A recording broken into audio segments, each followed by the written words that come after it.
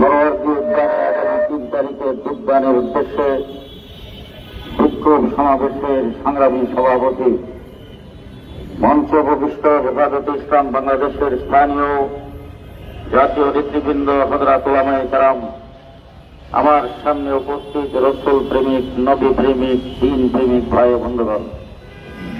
তসলিমা নাসরিন বলেছিল, দেহ আমার, সিদ্ধান্ত আমার। তসলিমা নাসরিন বলেছিল, কোরআন পরিবর্তন করতে হবে। তসলিমা নাসরিন বলেছিল, এপার বাংলা ওপার বাংলা, বর্ডারের প্রয়োজন নাই।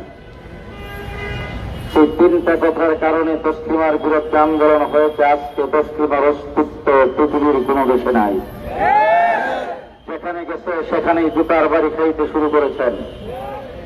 আজকে আমার বাংলাদেশে গত 15 বছর পর্যন্ত যে সরকারের বিরুদ্ধে আন্দোলন সংগ্রাম হয়েছে, এই দেশের বড় বড় রাজনৈতিক দল সংগ্রাম করেছেন।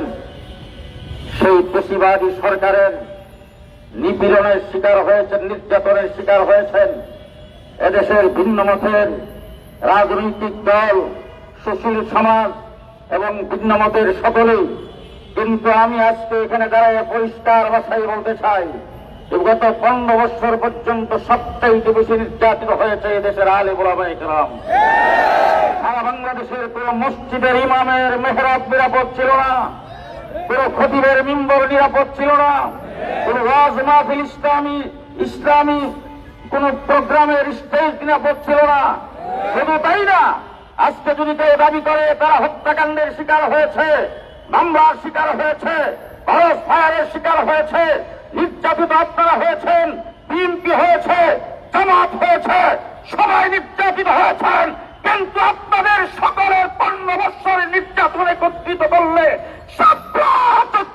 এক রাত্রির সমান হবে না। এক রাত্রে আমাদের বুকের উপরে 1,54,000 গুলি চালানো হয়েছে। তারপরে আমরা একদিনের জন্য মাঠ থেকে উঠে যাই নাই। 15 বছর পর্যন্ত খালি ডাক দিয়েছেন খেলা হবে। আমরা খেলার মাঠেই ছিলাম। তোমরা আমাদের সঙ্গে খেলা করো নাই, তোমাদের পেটুয়া পুলিশ বাহিনীকে আমাদের বিরুদ্ধে লড়াই দিয়েছ।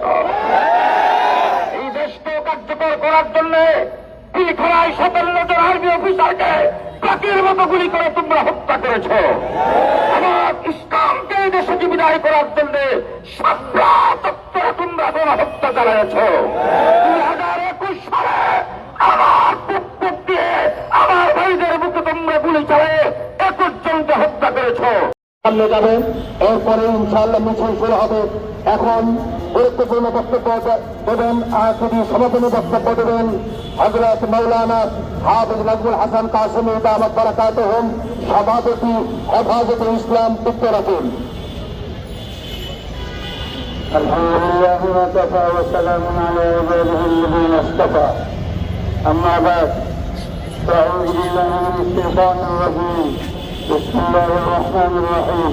ولا تهنوا ولا تحزنوا وأنتم الأعلون إن كنتم مؤمنين. صدق الله العظيم.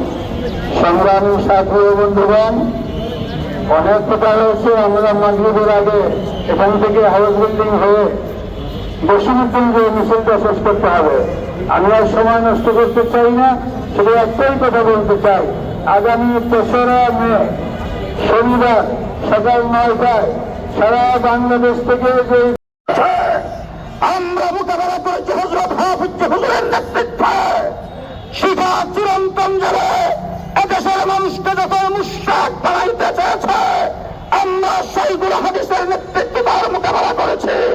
যখন হাইকোর্ট থেকে 2 জন বিচারপতি ফতোয়ার বিরুদ্ধে রায় দিয়ে এই দেশটাকে ইসলামকে নস্যাৎ করতে চেয়েছে, মুফতি ফজলুল হক আমিনের নেতৃত্বে আমরা তার মোকাবেলা করেছি।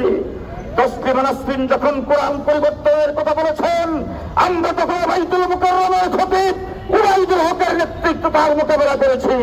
শাহবাগে নাস্তিকার মুরতাদরা একত্রিত হয়ে অনৈতিক কার্যক্রম করে আল্লাহ রাসূলের বিরুদ্ধে যখন কটূক্তি করেছেন, তথাকথিত চিত্তপ্রাদীদের বিচারের দাবিতে আমরা তখন আল্লামা আহমদ শফীর নেতৃত্বে শাপলা চত্বরকে রক্তরঞ্জিত করে আমরা মোকাবেলা করেছি। বাংলাদেশে যখন ভাস্কর্যের নামে বাবার মুক্তি স্থাপনের পাইতারা শুরু হয়েছে, আমরা